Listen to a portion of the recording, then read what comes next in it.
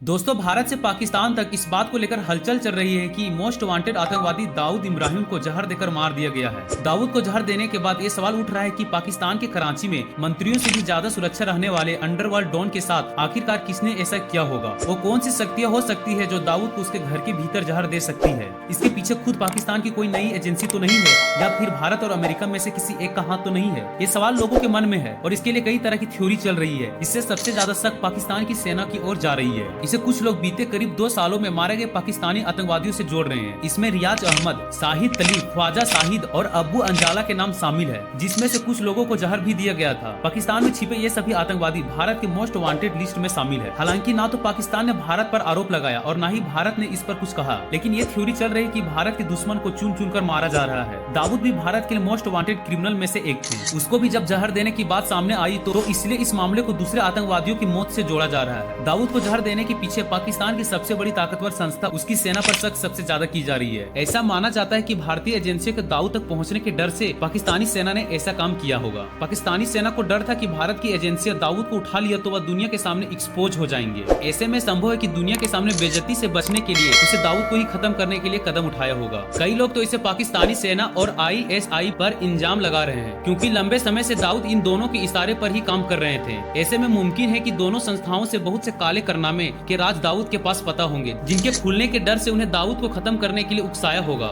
ये सवाल भी उठ रहे हैं कि क्या अमेरिका दाऊद को मारने की कोशिश कर सकता है। हालांकि अमेरिका के निशाने पर कभी भी दाऊद नहीं थे और ना ही उससे कोई नुकसान दाऊद से हुआ है। ऐसे में अमेरिका उसके लिए कोई रिस्क ले ये मुमकिन नहीं है। इस सब से पाकिस्तान की सेना पर सबसे ज्यादा शक किया जा रहा है। दाऊद इब्राहिम के परिवार की बात कही जाए तो वह बीवी बच्चों के पास पाकिस्तान में रहते थे। 1993 में मुंबई बम ब्लास्ट के साथ उसने भारत छोड़ दिया था और कुछ समय बाद सामने आया कि दाऊद पाकिस्तान में कराची में एक बड़े बंगले में रह रहे हैं। नंबर 2, दोस्तों, देश के कई मंदिरों के रहस्यों के बारे में आपने सुना होगा, लेकिन आज हम आपको बताने जा रहे हैं हापुड़ के गढ़ मुक्तेश्वर में स्थित गंगा मंदिर के रहस्य के बारे में। दोस्तों, इस मंदिर का रहस्य मंदिरों की सीढ़ियों में छिपा हुआ है। मंदिर की सीढ़ियों में एक विशेष प्रकार का पत्थर लगा हुआ है। इस मंदिर में कुल 84 सीढ़ियां हैं, जिन पर चढ़कर श्रद्धालु मंदिर तक पहुंचते हैं। इन सीढ़ियों पर चलते समय पानी के चलने जैसी आवाज सुनाई देती है। वहीं मंदिर की सीढ़ियों पर पत्थर का टुकड़ा मारने से पानी के किसी वस्तु से टकराने जैसी आवाज आती है। सीढ़ियों पर बैठकर ताली बजाने से पानी में पत्थर फेंकने के दौरान उत्पन्न हुई ध्वनि जैसी सुनाई देती है। हैरानी की बात है कि सभी सीढ़ियां पत्थर की बनी हुई है, जिनसे ये आवाज सुनाई देती है। कहा जाता है कि इन सीढ़ियों के नीचे आज भी गंगा बहती है, इसलिए जब भी सीढ़ियों पर कोई आवाज की जाती है तो पानी की आवाज सुनाई देती है।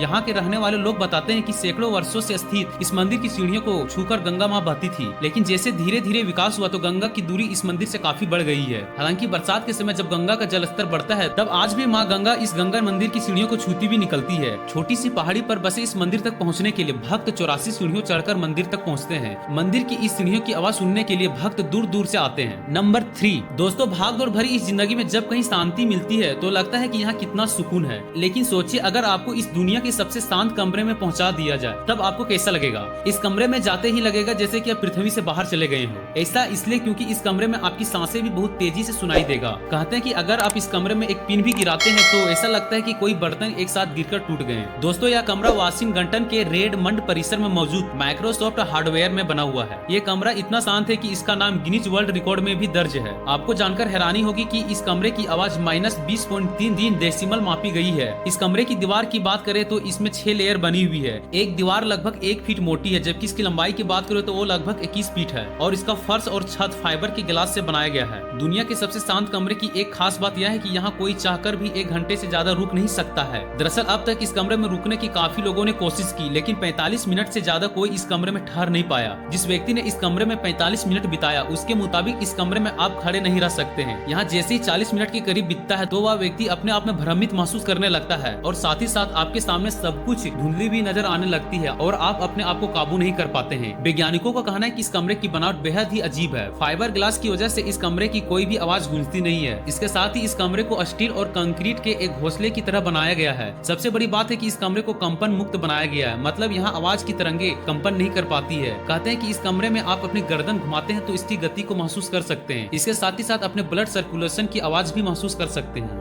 नंबर 4, दोस्तों, प्रोजेरिया सिंड्रोम एक गंभीर और जानलेवा बीमारी है जो बच्चों में पाई जाती है। यूं तो कहें इस बीमारी की वजह से बच्चे बूढ़े जैसे दिखने लगते हैं। अमिताभ बच्चन का वो किरदार जिसमें वो बच्चे होते हुए भी बूढ़े जैसे दिखने लगते हैं, दरअसल उस फिल्म में अमिताभ बच्चन का किरदार इसी बीमारी पर बेस्ड था। इस बीमारी और भयानक बीमारी के बारे में बहुत कम लोगों को ही जानकारी है। दरअसल प्रोजेरिया सिंड्रोम एक ऐसी बीमारी है जिसकी वजह से बच्चों का शरीर, चेहरा और उसकी बनावट बूढ़े जैसी लगने लगती है। यह शब्द ग्रीक भाषा से लिया गया है जिसका मतलब होता है कि समय से पहले बुढ़ा हो जाना। इस बीमारी को हंचिसन गिलफ्रोड सिंड्रोम के नाम से भी जाना जाता है। यह एक जानलेवा बीमारी है जिसकी वजह से बच्चों की मौत 10 से 15 साल के भीतर हो जाती है। प्रोजेरिया सिंड्रोम से पीड़ित बच्चों आमतौर पर जन्म के समय नॉर्मल दिखाई देती है, लेकिन जैसे जैसे उसके साल बढ़ते जाते हैं उसका शरीर का विकास धीमी होने लगती है और उनके बाल झड़ने लगते हैं। इस बीमारी के कारण बच्चे में हृदय से जुड़ी बीमारियां भी पैदा हो जाती है। प्रोजेरिया सिंड्रोम की समस्या में ज्यादातर बच्चे दिल से जुड़ी गंभीर स्थितियों के कारण अपनी जान गंवा देते हैं। इस बीमारी को लेकर हुई तमाम रिसर्च के मुताबिक प्रोजेरिया सिंड्रोम से पीड़ित बच्चों की आयु 13 साल होती है। इस बीमारी में बच्चे हार्ट अटैक और हार्ट फेलियर की समस्या के कारण शिकार हो जाते हैं। इस बीमारी को एक जेनेटिक समस्या माना जाता है। नंबर 5, एक ऐसा सवाल जो हमारे दिमाग में हमेशा आता है। हॉलीवुड में तो इस पर कई फिल्में बन चुकी है। लूसी शायद आप में से कई लोग देखे होंगे। इस फिल्म में दिखाया जाता है कि कैसे एक लड़की एक ड्रग्स के मदद से अपने दिमाग की 100% हिस्सा एक्टिवेट कर लेती है और फिर उसके साथ क्या होता है। अगर आपने नहीं देखी है तो आपको देखनी चाहिए। खैर, अब अगर हम इस फिल्म से हटकर रियल लाइफ की बात करें तो दिमाग को लेकर कई शोध किए गए हैं कि एक इंसान औसत अपना कितना प्रतिशत दिमाग का उपयोग करता है। दोस्तों, वेल माइंड में छपी एक रिपोर्ट के अनुसार एक इंसान औसत रूप से अपने दिमाग का 10% हिस्सा ही इस्तेमाल कर पाता है। इंसान की पूरी जिंदगी और उसकी पूरी क्रिएटिविटी दिमाग इसी 10% के हिस्से में ही घूमती रहती है और उसके दिमाग का बाकी 90% हिस्सा बिना इस्तेमाल किए हुए बचा हुआ रहता है। वैज्ञानिकों का कई शोध से पता चलता है कि दिमाग का सभी हिस्से में एक्टिविटी नहीं होती है। इंसान के दिमाग का आधा से ज्यादा हिस्सा एक्टिव ही नहीं रहता है।